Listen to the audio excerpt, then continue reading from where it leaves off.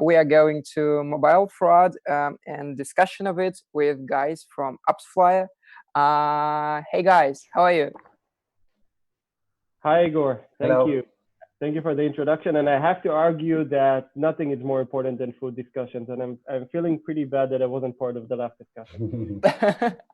So I think you have, if you have something to contribute, go to the lectures chat session. And people are also saying that they are hungry now. So let's just keep the discussion on mobile attribution and mobile fraud, and not about the food anymore, at least before the break, when we can just have coffee or some sandwiches. Oh, I beg your pardon, hamburgers. Yeah, right. Yeah. We're Okay. on Hamburg Mobile Summit Live. Sure. So I'm yielding the stage for now with my stupid jokes, and it's all up to you guys. Good luck.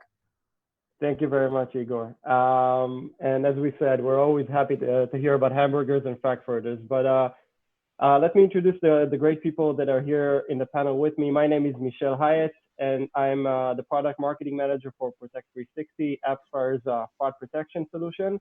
And I'm joined here today by Elena Levy, the senior product manager for Protect 360. Hi, Elena. Hi. And Yoav Landesman, who is our fraud specialist and analyst at the Protect 360 team. Hi, Yoav. Hello, everyone. And as you know, this discussion is going to be about mobile ad fraud, and with the general topic of, is mobile ad fraud anywhere close to tipping point? And the way that we wanted to approach this today is by talking about misconceptions in the market and in the way that we approach fraud currently, and how are they holding us back or putting us forward in terms of getting anywhere close to the solution. But let's first start with an introduction. I mean, mobile ad fraud has long been a standing concern for many people in this industry. The current state of mobile ad fraud shows that about 1 out of 4 app installs is fraudulent. The current estimation is that about $4.8 billion were exposed to mobile ad fraud in 2019 alone, and the effect of online ad fraud in general and mobile ad fraud specifically, online ad fraud in general and mobile ad fraud specifically, hit every point in our industry. And it's impacting all verticals from finance and travel to gaming and social. And I guess my first question is to you, Yoav, and I want to ask, like, what do you think is the most burning issue with fraud right now? So I think that if you're referring to what are the main challenges that we are facing these days, I would say that the technology advance of fraudsters is a big issue now. In the past, it was relatively easy spotting fake activity and fake devices, etc. However, these days we see more and more fraudsters use more sophisticated tools in order to conduct their fraudulent activity, and these tools basically leave less footprints, and the ones that they do leave are a little bit trickier to detect than the ones that we used to see in the past. Can you give a few examples of these tools? I know that fraudsters, obviously, they're evolving. It's something we discussed quite a lot. Can you give a few examples of the tools, of course, without mentioning any names, what tools they're deploying? I think a good example would be dynamic analysis tools, which are basically related more to malware. And the reason that these tools are trickier to detect is due to the fact that it sits on the device, meaning it has the real data of the device, and it can read and write real logs. I mean, it can imitate real logs, and that way to mask themselves a lot more efficiently than it used to be in the past. Yeah, and guys, for anyone who's not really aware of how mobile malware kind of works or hacking in mobile devices, whenever you hear about, not whenever, but a lot of the cases of hacking to mobile devices and data leakage and stuff like that, it relates to this malware that sits on user devices, unsuspecting users that data from their devices is basically being manipulated and used to kind of fill the gaps and populate fake information to make it as if fraudulent activities are real. And these users have no idea this is being done. It could be based on an innocent app located on their device, generating that fraud. Yoav, thank you. Elena, do you have anything to contribute in terms of a burning issue with fraud right now? Yeah, I think that in addition to what you have mentioned, something that we all need to improve on is industry awareness. There's a lack of sometimes of awareness to mobile fraud, and it's a really important issue. I couldn't agree more. And guys, do you feel like you can do something like, what would you do to kind of raise awareness in terms of the industry to fraud? So one example is talks like this. And a few more examples is materials available online. There are blog posts, there are videos, there are conferences. Basically, everything we can educate ourselves on and understand the burning issue of why fraud is even a problem. And one of the few of the problems with fraud, besides how much money you spend and lose on fraud, is also the bleeding cash cycle and the wrong decisions people are making on fraudulent data. So that's actually an excellent point. Educate yourself, try and expose yourself to as much data as possible, and try to see where available data stays, so you can access it and learn from it. And it's actually something that we at AppsFlyer are going to focus on next month when we have our Fraud Awareness Week, with a lot of content on the topic. I want to keep the discussion, and I want to ask you guys, like, why do you think that fraud is still an existing issue? I mean, what currently enables fraud activity, Elena? I would say that the simplest answer is that there's just money to be made. Fraudsters are looking for money, and our goal is to make it as hard for them as possible to gain this money in a fraudulent way. So basically, the industry's growth is what's encouraging fraud to actually exist. The more money to be made, the more fraud there will be. Yeah, definitely. The more fraud attempts, at least, there will be. Yoav, what's your input on this? I think in addition to what Elena said, I think the fact that there are many different advertising methods and business logics, while there's a lacking of specific standards and guidelines, it becomes easier for fraudsters to find the way to mask their anomalies and to mix it with legit traffic, and that way to make more fraud. So we know there's a lot of different advertising methods, and there's and to know in advance what to expect is a very hard job. I couldn't agree more. And if I can elaborate on what you have saying, really connected to what Elena said before, I think the fact that there's a lot of complexity in our industry and different interpretations of, traffic quality, transparency, the type of data and the amount of data that people are willing to share, entities, of course, the enormous amount of mediators, let's be honest, between an advertiser and a publisher, that really make the process itself a lot more complex. And I think this, above anything, allows fraudsters, fraud operations to kind of fall between the cracks, go under the radar, mask themselves under these IDs of publishers or site IDs, you name it. And this complexity, I think, basically allows fraud to exist. Now, guys, what do you feel? Do you feel like there are certain beliefs or misconceptions about fraud that are holding the industry back right now, Elena? I think that an important misconception that was relevant a year ago is that all fraud can and should be identified and blocked in real time. And I think we sort of proved that this is not the case with our post-attribution fraud detection. For anyone who doesn't know, post-attribution fraud detection is something that AppsFlyer introduced exactly a year ago in July of 2019. Elena, do you care to elaborate a little bit about the solution and basically how it kind of challenges this misconception you mentioned? Sure, I'll be happy to. So In some cases, we can and we do identify fraud based on a single install and block it in real time. But in other cases, we need a group of installs or a cluster in order to define that something is fraud. And of course, when we look at a cluster, we always look for a strong statistical significance. We don't just decide that this cluster is fraud based on a feeling or a hunch. So let me try and explain this with a simplified example, okay? So let's say that we get a single installation that looks perfectly fine and it has 100% battery level. So the device is fully charged. Now, from the same cluster, I'm getting a few more installations with fully charged devices. Okay, now I get a few more and a few more.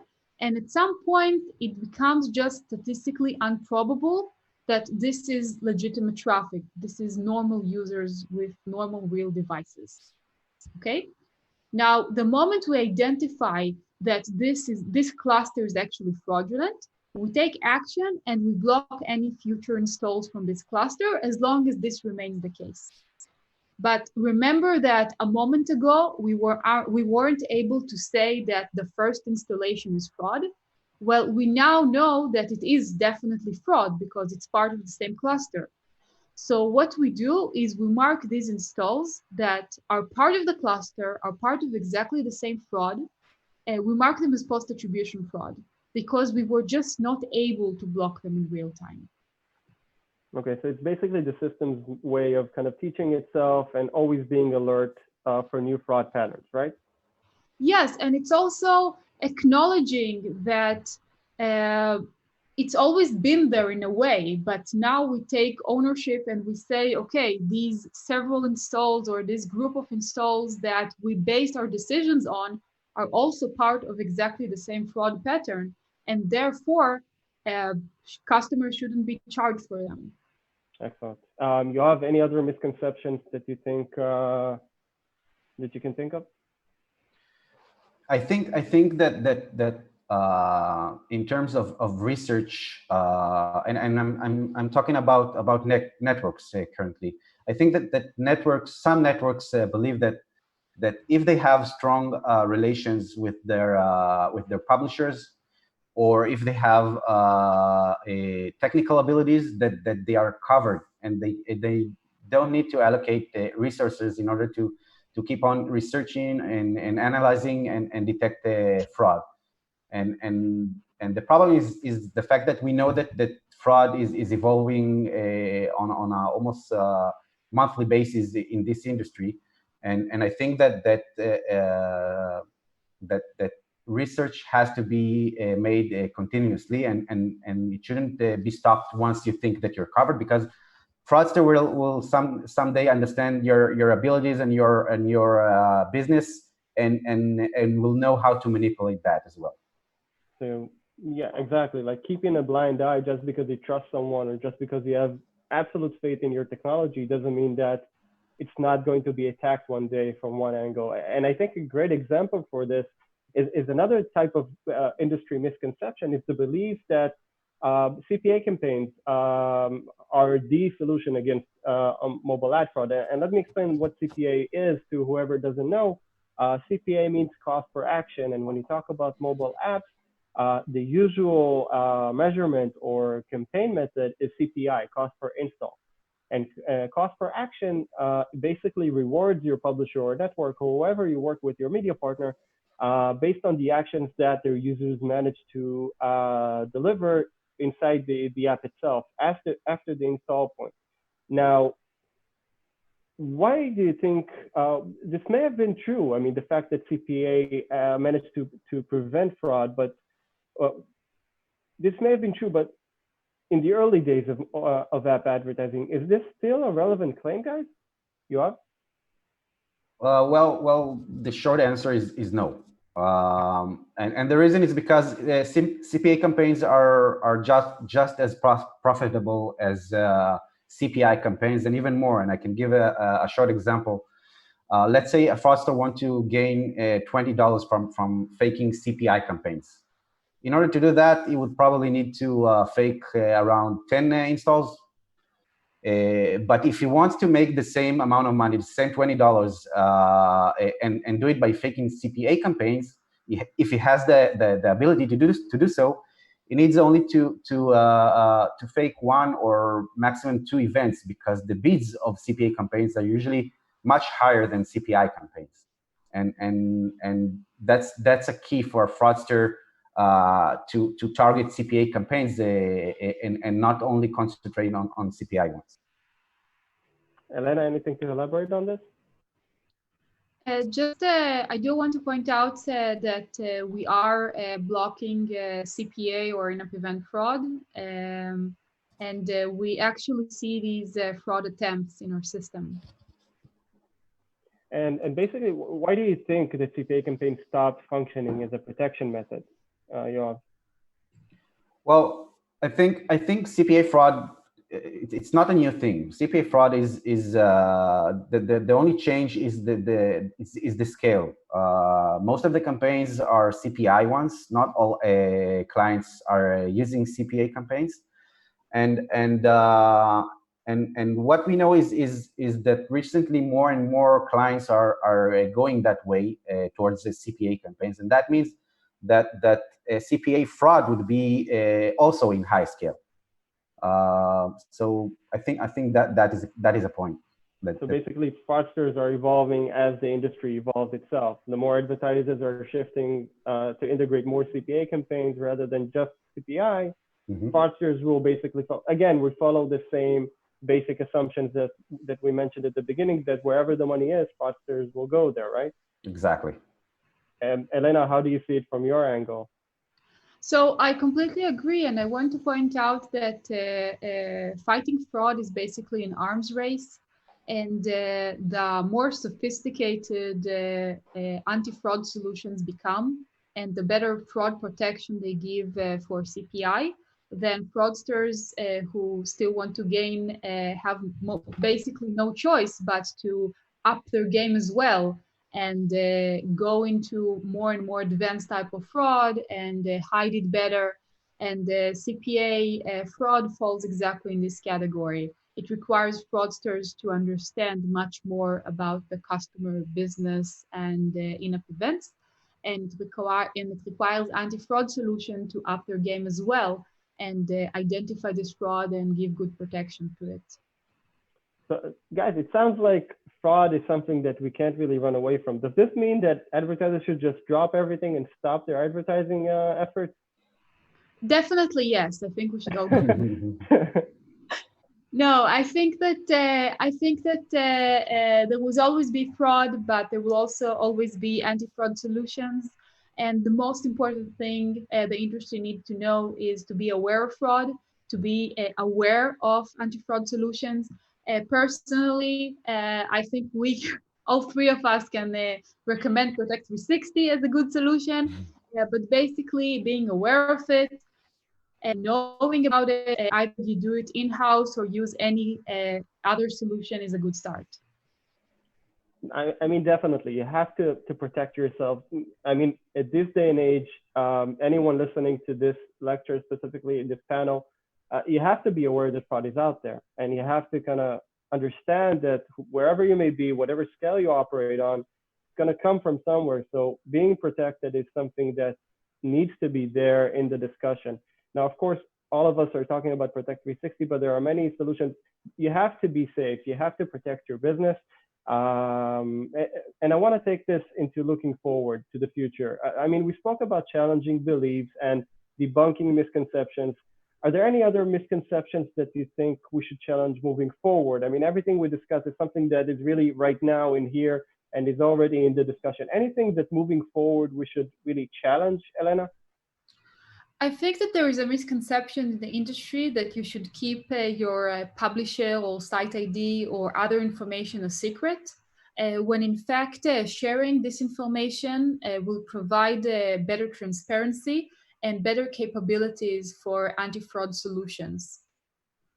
So you're saying basically take on something again that we mentioned at the beginning. One of the things that is holding us back, the lack of transparency. Basically, the lack of transparency, as we said before, is enabling fraudsters. So we want to basically tackle this. And you think that by exposing or sharing pub ID, site IDs, eliminating it basically and starting to use actual business names is a step forward in that direction.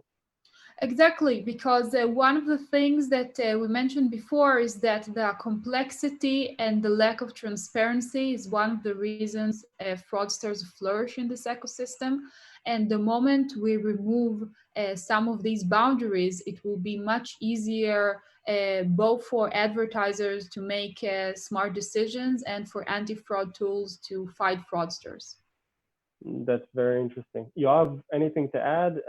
Another misconception that you think, or something we should challenge? I think a big challenge is the fact that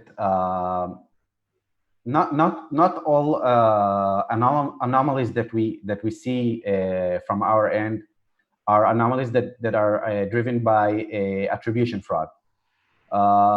We do know that there are different cases for fraudsters or hackers to manipulate applications. There's other fraud types, and there's other things. And a big challenge is to know how to distinguish between what is attribution fraud and what is a different kind of fraud or hacking or anomaly. So I think this is a big challenge that we are starting to understand recently. Yeah, that would be that. So basically breaking the assumptions that all fraud is attribution based. That's what you're saying. Yeah. Because we know that they're acting on different channels and different aspects, attacking different aspects of the activity. So breaking this assumption will basically open our eyes to different directions as well. Yeah, there's other economical breaches and attempts to manipulate the app owners, which is not related to attribution, but we do see the side effects of these events and these attempts. And the interesting part is to understand when it's related to attribution and when it's not, in order to sharpen our detection abilities. I couldn't agree more, and I think it's a nice way of looking at it to kind of open our eyes to more types of fraud and basically preparing ourselves to maybe the next waves even. Which brings me to my next question. I mean, what's next for fraud? Is it here to stay, or are we anywhere near the tipping point and seeing some kind of a decline, Elena? I think that as long as there is so much money involved that that can be relatively easily stolen, fraud will always be part of the industry. So I think that it's not going away. It will definitely be around. But we don't know how it would look like. It would look different because, again, an arms race, and as long as anti-fraud solutions will get better and better at detecting fraud, fraudsters will up their game. They will find new methods. Anti-fraud solutions will up their game, and it will be an ongoing cycle, just like viruses and antiviruses, basically. Yeah, I have to agree with that. And guys, as we're close to wrapping up our session, I really want to leave the audience with kind of tips on what they can do. I mean, from listening to this talk, it seems like a very bleak future, and fraud is part of our lives forever. But let's each try to think about like a tip or a suggestion for the audience and something to leave them with. Elena, what would be your tip or your suggestion to fighting fraud?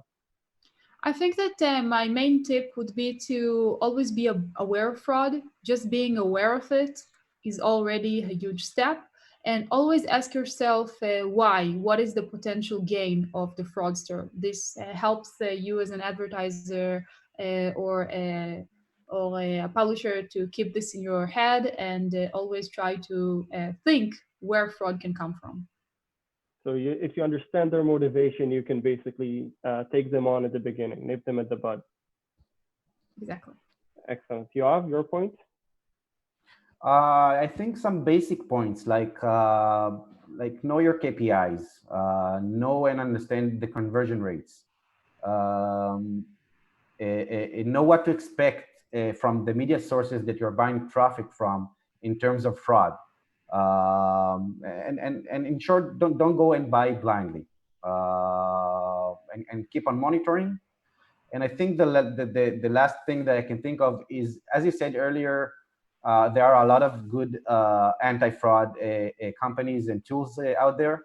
I think it's important to know what to expect from the tool that you're using, because not all advertisers are suffering from the same type of fraud, and you want to cover as much fraud as possible.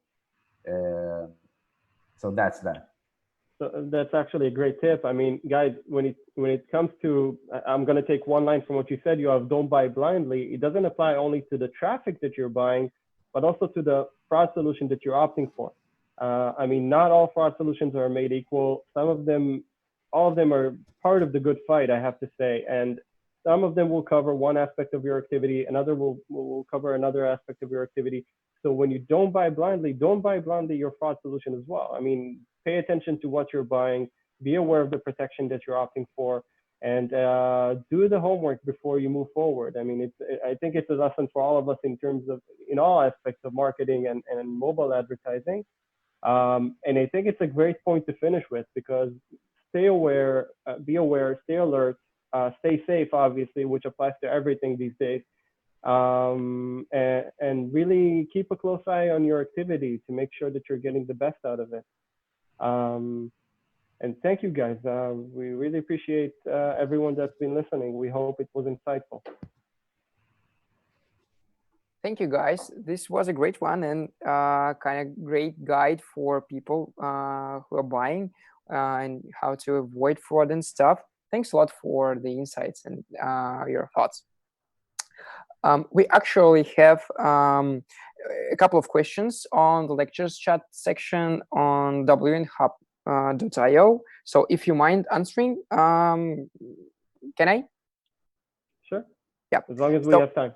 Yeah. We have a few minutes just for the questions. So the first one is coming from Elena Vega, and she asks, has ad fraud increased during lockdown, or have you seen any significant changes on trends during this period? I'm gonna take this one because I'm actually sitting on a data study that's coming up next month, as we mentioned. And I know it's a burning question. A lot of people want to know how lockdown kind of affected different things in terms of advertising, in terms of marketing. Overall, the market behaved differently in different aspects. I mean, some verticals went up, some verticals went down. Obviously, travel verticals suffered significantly in terms of their popularity. A lot of travel apps crashed or their activity dropped. And something that I want to put there in the back of your mind is something that we talked about right now in this talk. Fraud follows the money. So if one vertical, one specific part of the market grew, you can imagine that fraudsters knew that and targeted them, because while many of us went into lockdown, went into quarantine, sat in our houses, fraudsters usually have the ability to operate their activities even from home. So while they do manage their business just like, you know, regular tech companies these days, they're not really guys sitting in basements wearing hoodies. They're still active. They're still aware of the market trends, more so than we give them credit to a lot of times. So whatever vertical grew, you can imagine fraud grew with it. I hope. Thank you very much. Yeah, thanks. And while listening, I was just afraid that fraudsters are listening to us right now, watching us. Most likely. That watching us trying to like find out what solutions do we have, and this is like a kind of eternal game. Yeah, thank you very much. And another question from Monsef Gozwani. I hope I spell it right. I'm sorry if I didn't. And it's a very top liked question in the lectures chat. And Monsef asks, who should put the effort to protect against fraud? A publisher or an advertiser? Elena, do you want to take this one? I would love to take this one. I think that the answer is everybody. Okay, I think that everybody needs to be aware of that, and everybody have their own part to share. The advertiser should be aware of it and take actions. The actions can be by working with an anti-fraud solution. The publisher is also need to be aware of it and try their best to protect the advertiser who is buying it. And I think that there are many different organizations with different abilities, but I would say that as long as nobody closes their eyes and says fraud doesn't exist and I don't have it at all, then the entire industry is in a better place. Thank you very much. Yeah, totally agree. And I guess this was it. Thanks to the guys in the lectures chat for the questions. Guys, thank you for insights and wonderful discussion. I hope people find it really like positive for them, and they will use the recommendations in their everyday job. Thank you. Thank you very much. Thank you, everyone. Thank you. Thank you, and take care, and goodbye. Bye.